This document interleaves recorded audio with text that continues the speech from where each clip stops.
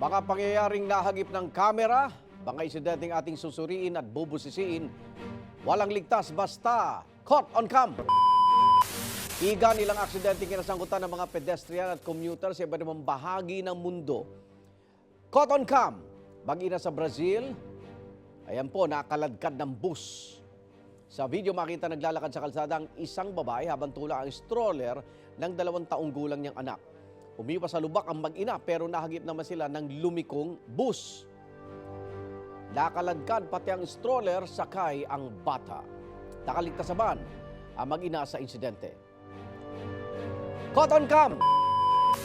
Sa Taipei, Taiwan, isang turista naglalakad o nakaladkad naman ng tren. Sa kuha ng CCTV sa Shifen Old Street, makita ang isang turistang Pinay na nagpapapicture sa paparating na tren. Nang itaas na niya ang kanyang kamay, nahagip na siya ng tren. Natumba ang babae at nagpagulong-gulong. Ayon sa mga otoridad doon, dinala agad sa ospital ang Pinay na nagtamo ng sugat sa ulo. Kasalukuyan siyang nagpapagaling. Caught on cam! Lalaki na ipit naman sa 2 bus sa India. Tumatawid ang lalaki sa Tamil Nadu na pumagitna siya sa 2 magkasalubong na bus. Dagit-git po ang lalaki hanggang mawalan siya ng balanse at mapadapa sa kalsada. Pero himala, mabilis din siyang nakatayo at umalis sa tila, walang nangyari. Kalimutan na lang yan. Ay sa mga ulat doon, wala anumang sugat. Ang lalaki, paano nga ba maiwasan ang ganitong aksidente? Alamin natin ang mga road safety tips kasama si Joel Elio, isang road safety consultant. Sir Joel, good morning. Good morning, Igan. Good morning sa lahat ng mga advocates ng safety, lalo na sa kalsada po. Yan. Okay? Sir Joel, kahit nasaan ka pala talaga, posible yung aksidente, no? Sa unang video natin muna, naglalakad sa gilid ng kalsada yung mag-ina nang mahagip ng bus, paliko eh. Ano dapat tandaan kapag naglalakad sa kalsada? Igan, isa sa mga standard procedures o sa safety procedures dapat ay kailangan pag naglalakad tayo, hanggat maaari opposite direction tayo sa kalsada. Yung nakikita natin yung nakikita natin sa lubong. Ay, yung mga sasakyan. Prevention yon. Pangalawa, mas maganda nagsusuot tayo ng mga highly visible na damit. Okay. Para malayo pa lang kita na. Just in case, Igan, ang standard natin sana maglalakad nasa pedestrian. Kung mayroong pedestrian, dito tayo, huwag po sa kalsada. Okay. Okay. Now, sa mga sasakyan na Igan, mayroon normally na stop dito sign. Dapat complete stop ang ating mga sasakyan para makita niyo yung mga tao o mga managlalakad sa kalsada.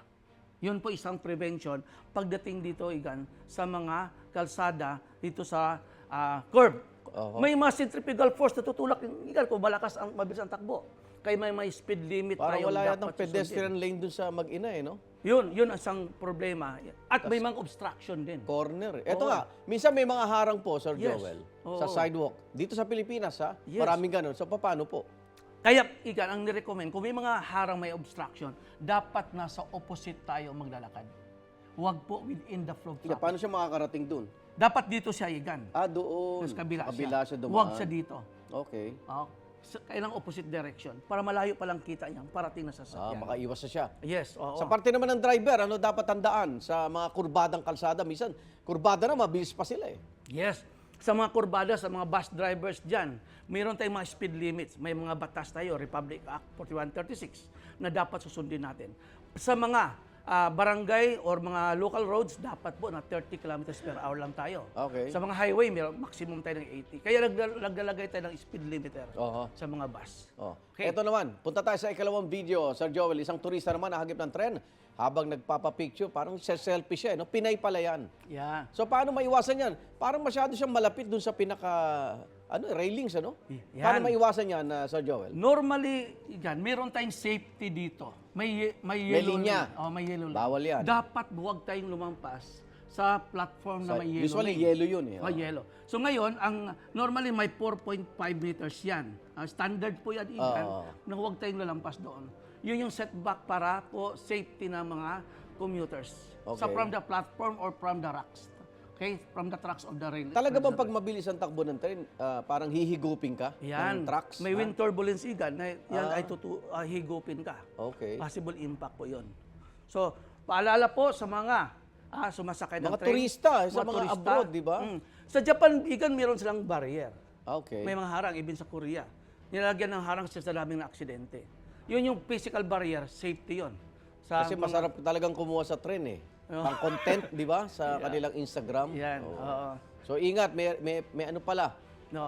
tawag nito, may espasyo para yes. kayo maging ligtas. Yes. At sa huling video naman, eto, naipit sa bus yung lalaki. Paano man maiwasan yan? Kunyari, dito sa Pilipinas, ayan, salubong eh. Yes. Standard sana po sa mga tumatawid. Oh, Kita niyo mga Japanese, taas kamay pag tumatawid. okay. Kailangan po tumaas ang kamay natin bago tayo tumawid para po ma-inform yung mga drivers na may tatawid. Okay. Just in case na ipit ka na. Oh. Kasi kailangan po, doon ka papaling, doon sa bus na nakahinto. Para yung hangin na hihigop sa iyo, no, protektado po kayo. Safety po yan, Igan, pagdating sa... Pero parang, paano ko maiisip yung, ako magdarasal na lang ako niyan. presence of mind, Di ba? don't panic. Oo nga eh. Yan po. Buti ligtas siya. Yes, At oo. naglakad na para bang walang nangyari daw. Mm. So, nako, Yes. bakit na ba sumalubong na ganun yung mga bus driver? Okay, maraming salamat po, Sir Joel Elio at mga iga na mga aksidente o krimen ating yan susuriin dahil simula ngayon, wala nang blind spot pagdating sa kaligtasan. Tutukan natin ang Cotton Cam. Thank you po, Sir Joel. Alam mo, himala na. Wait! Wait, wait, wait! Wait lang! Huwag mo muna i-close. Mag-subscribe ka na muna sa GMA Public Affairs YouTube channel para lagi kang una sa mga latest kwento at balita. I-follow mo na rin ang official social media pages ng Unang Hirit. Thank you. O sige na.